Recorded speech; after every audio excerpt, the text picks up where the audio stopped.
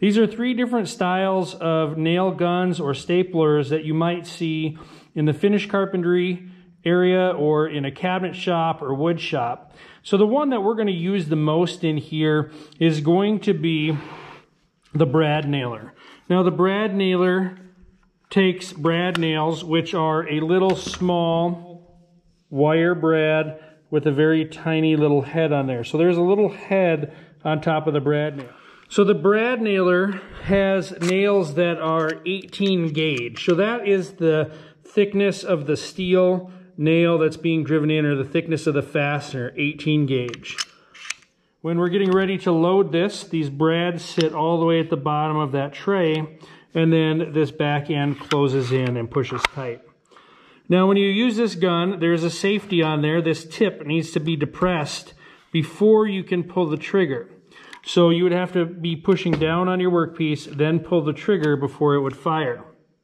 There is an exhaust that comes out the top, an exhaust port, which shoots some extra air out when it's releasing that piston back up. And so you would be able to direct that exhaust to a different location. So if you're trimming a house or doing a bunch of trim in the same direction and it's blowing air up in your face, you can rotate that down so it's not disturbing you as you're shooting those nails.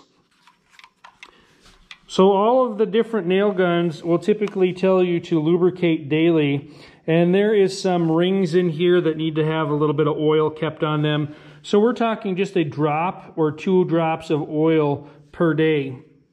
You know you're putting in too much oil when you pull the trigger and there is oil residue around the hole where it's driven your nail in. So that's one way to tell if you're putting too much oil in.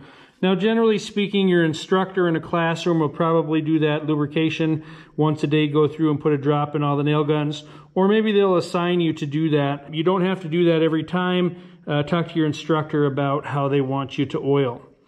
Now, we've talked about pushing down this tip, and we've got to make sure that we're doing this safely. Never would we want to hold back the tip and attempt to shoot this into something that we shouldn't. For example, we shouldn't hold it back and try to shoot this nail gun at another student. Then we're taking a tool and turning it into a weapon, and then we're going to have some other issues in the class and in the school if you're doing that. So make sure you're using a tool only for its appropriate use, never trying to take this and shoot it at someone else.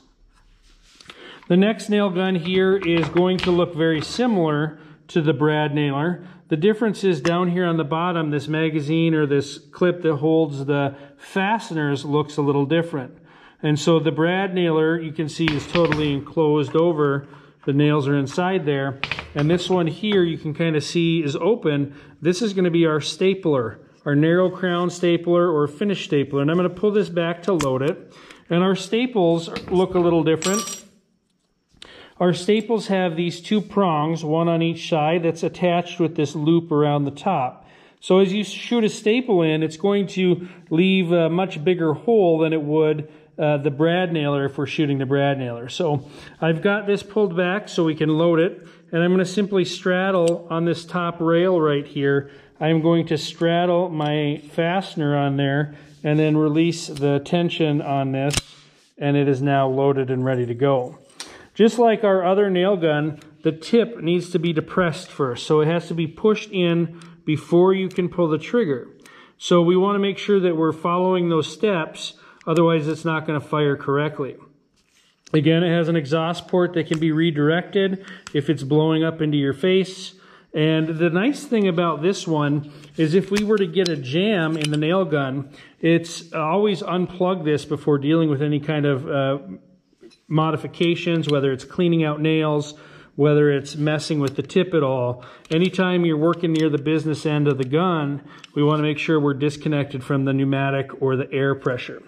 So this one's nice. If I get a jam in there, the tip is just held back by this clip, and I can open this up and then remove any of my jams that may be down here in the end. The brad nailer also has a similar feature. Right down here is a lever, and of course you got to take the pressure off the nails, otherwise they'll come shooting out the front. Again, my pressure is disconnected. I can push down on this and then clean out any jams that may appear in the front of the gun When you're done, just make sure that's secure, and then you load your fasteners back in, and you're good to go. Same with the staple gun. Once the jam is cleared out and everything looks back to normal, you can go ahead and close that securely. And then you would need to load your fastener back on that top rail. And we'd be good to go. So never again do we want to push back or depress the safety without using that against the workpiece. We shouldn't hold that back, shoot it around the room, shoot it at other objects. Again, that's a safety hazard, and we want to make sure that we're not doing that. Now, if you're driving your nails in with these pneumatic guns, the nails should be not only driven in, but should be set below the surface of the wood. So if you need to adjust that, there are some adjustments right under here where the trigger is. Right underneath here, you can adjust how far the nail is being shot into the surface of the wood. Now, usually these run at about 90 psi or 90 pounds per square inch. And then if we need to adjust it, we do adjusting with that little indicator down here at the bottom. The nail gun here is the same way, has the same adjustment right down here. You can set that to go lower into the workpiece or stick up a little bit. Maybe you want to set it yourself.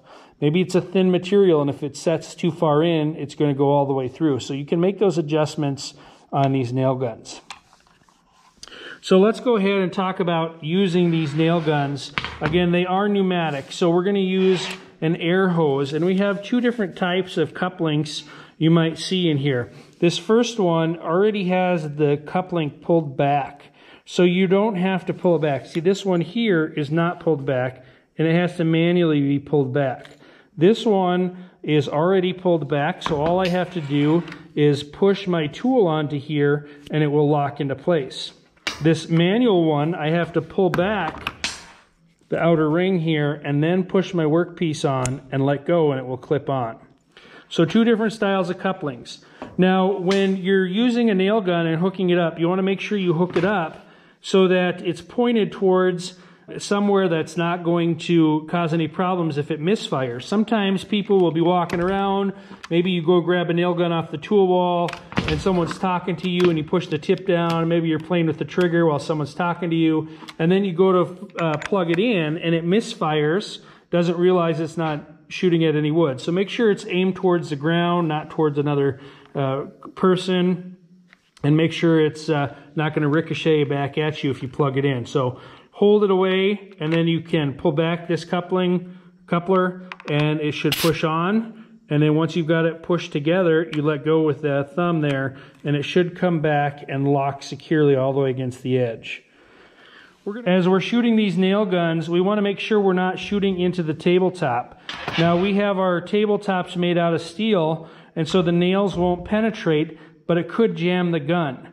Now, one reason that we have the steel tops is because of the nail guns. Students have shot nails into the tabletop, which then when someone comes to work on their project, they set their project down on the table full of nails and it gets all scratched up. So to help prevent projects from getting scratched unnecessarily, we've got our steel tops. Now let's take a look at the brad nailer. I'm going to push down the tip, the indicator here. You can see I'm going to push down that. And then once I push that in, then I can squeeze the trigger. Again, that looks, and then I have to lift up between each shot. So I'm going to push it down and then pull the trigger. All right, and you can see that those holes are pretty small, very little would you have to go back and fill with wood filler if you needed those to be covered up. Now let's take a look at the stapler. So we're going to disconnect this. Again, I'm going to push these two together. I'm going to push this side in and the gun backwards towards each other. And as I do that, I'm going to pull back on this coupling. So I'm going to push it in and then pull back, and then I should be able to separate them, and they'll come apart. Now that we're ready to put the staple gun on, I'm going to pull the coupler back, and I'm going to push my end into there and push them together. And then once they're close together right here, I can let go, and it should slide all the way forward and be locked on. Now let's shoot a couple staples in and see how they look compared to the brad nailer.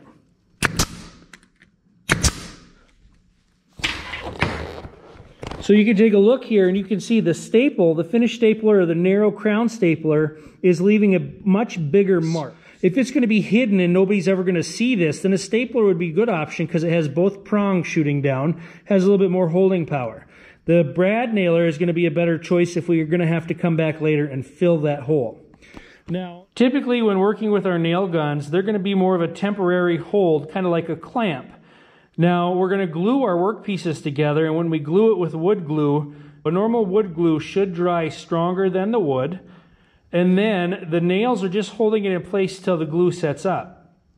If I take a piece of wood that's glued correctly, it's been jointed, has nice straight edges, I should be able to break it apart, and it should be the wood that fails and not the glue. So the glue is doing the work, the nails are holding things in place. And when we're talking about woodworking type projects and finished carpentry, the glue is really what's doing the work and the nails are just holding it in place. Now, if you're talking about trimming a house and you're going to shoot nails in, that's a little different. You wouldn't need to put glue behind there because once you put trim on a wall, that trim is not going to be moved around. Now, when we put trim on something like a nightstand or a project, these projects are going to be moved when you move from house to house. Or maybe you're redecorating and you move your furniture around. It might get slidden across the floor and things like that. So base trim on a cabinet should be glued on because it's going to be moving around. Where base trim on a house doesn't necessarily need to be glued on because it's not getting moved around once it's attached. So we have one more nail gun here that we need to talk about. This is our pin nailer. Now our pin nailer is a little bit smaller than our other two guns. It has no tip that needs to be depressed, no safety down here. For its safety, what it has is a double trigger. That means we need to squeeze one trigger before we can squeeze the other and get it to fire. If I don't pull back on that back handle, the front trigger will not let me pull. I can also set my nails to go in shallower or deeper, depending on what you want there for your depth of your nail. Now the pin nails are going to be used when the brad nailer, the bigger nailer, breaks the trim. So there's times when we're doing really thin trim that the brad nailer will break, so we'll go to the pin nails. The pin nails have no head, it's just a smooth piece of wire. Our pin nailer that we know has a smaller nail, this is a 23 gauge, so a lot smaller nail. The bigger the number, the smaller the diameter, the smaller the thickness of the nail is going to be. So the brad nailer has 18 gauge, pin nailer is a 23 gauge. Head. So you got to keep that in mind. No nail head means it's not going to be secure. Again, that's just holding until any glue or other adhesive might fasten that permanently to our cabinet. Now to load this one, it's similar to the brad nailer. I open up the magazine or the little cartridge down here. Slide. Typically my pin nails have some kind of indicator showing which way they should be loaded into the gun. This way this is going to be driven in and this is going to be more of a blunt edge. So this is going to have more of a tip on it. We would load those into the gun all the way down and then I'm going to shut this back casing. Now let's go ahead and take a look at this one and the kind of nails it shoots. So we're going to disconnect the stapler by pushing these two together and pulling back on the coupler. Disconnects it. I'm going to take the pin nailer and pull back and attach these. And now we're going to shoot a couple pin nails in. Remember, you got to pull up on one trigger before you pull up on the other. So if we come down here and take a look, I'm going to shoot some pin nails in. And if we take a look up close, you can see those pin nail holes are even smaller than the brad nails. So that's one nice thing or advantage of the pin nailer is it leaves really small marks compared to the brad nail and then the stapler, which has even bigger marks. So each school year, we have students that get injured from our nail guns.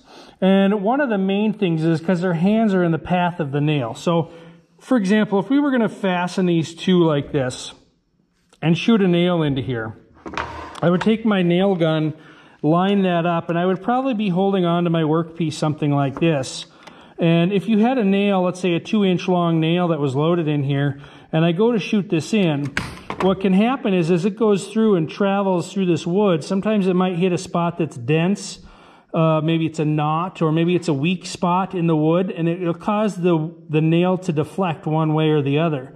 Sometimes what'll happen is you'll shoot a nail in and it'll end up coming out the side. And if your hands are in the way or in the path of that nail, that's when you're likely to have a nail come out and hit you in the thumb or in the finger.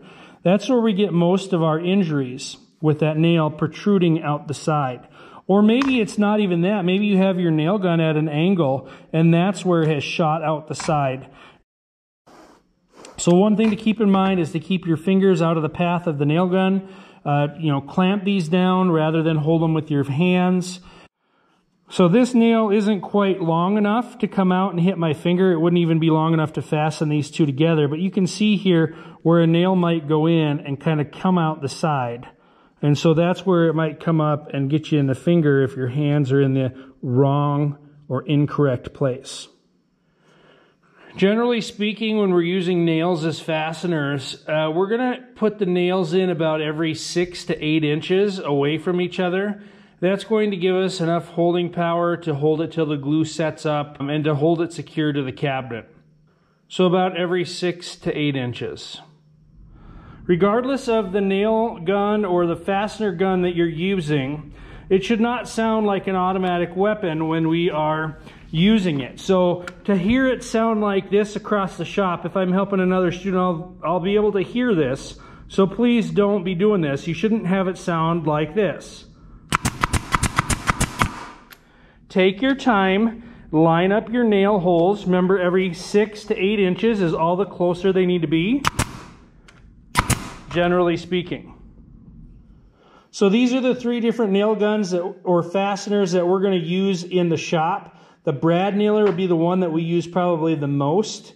If you have any questions with these, please talk to your instructor and they're going to help you get any questions answered that you might have.